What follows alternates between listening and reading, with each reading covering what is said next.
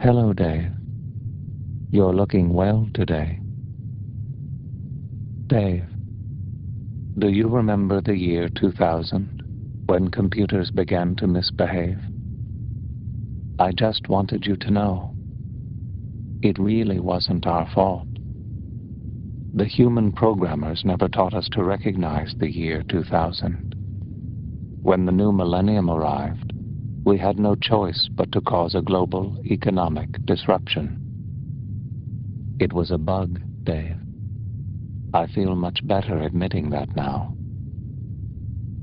Only Macintosh was designed to function perfectly, saving billions of monetary units. You like your Macintosh better than me, don't you, Dave? Dave, can you hear me, Dave?